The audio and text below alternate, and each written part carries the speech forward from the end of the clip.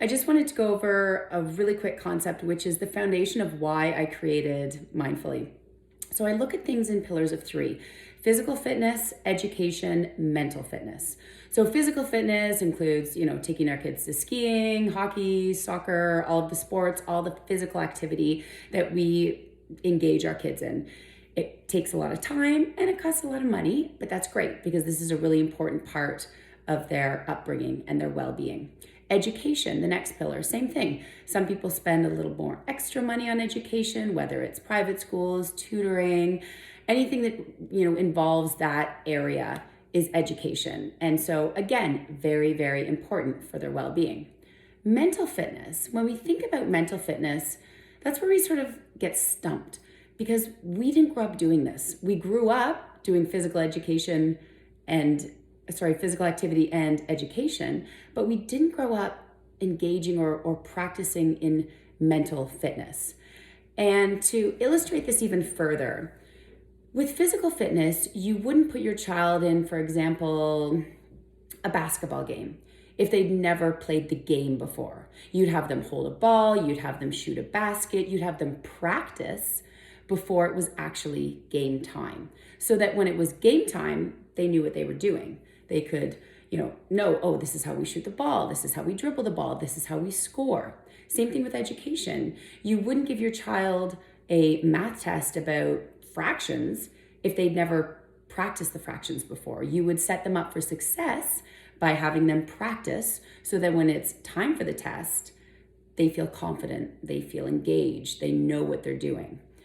Mental fitness is tricky. We tend as a society to not do anything proactively to practice for when it's game time. And when you compare the three of them, you can see that with physical fitness, with education, we do proactive activities versus just reactive. We practice for game time. With mental fitness, it seems to be that we don't practice, we just react. So we wait until there's a problem, whether it's anxiety, issues with sleeping, eating disorders, all of the stuff that comes, and we know it comes because we are parents and we grew up and we had to deal with it.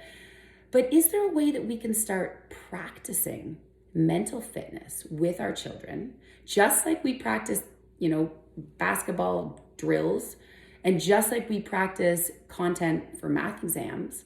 Can we practice mental fitness by learning about our breath, by learning about what it feels to be calm? And we say as parents all the time, calm down, take a deep breath. But kids don't really know what that feels like. They hear it, but they don't know what it feels like. And so to set our children up for success, doesn't it make sense to practice mental fitness just as we practice the other things in our lives? So when it's game time and we really need to use it, we know where to go. We've been there before. And this is why I created Miindfully and TATE, so that kids can actually practice deep breaths. Kids can practice feeling calm because they're always inundated, they're always on with so much content. So maybe if we practice a little more mental fitness when it is game time, they know where to go.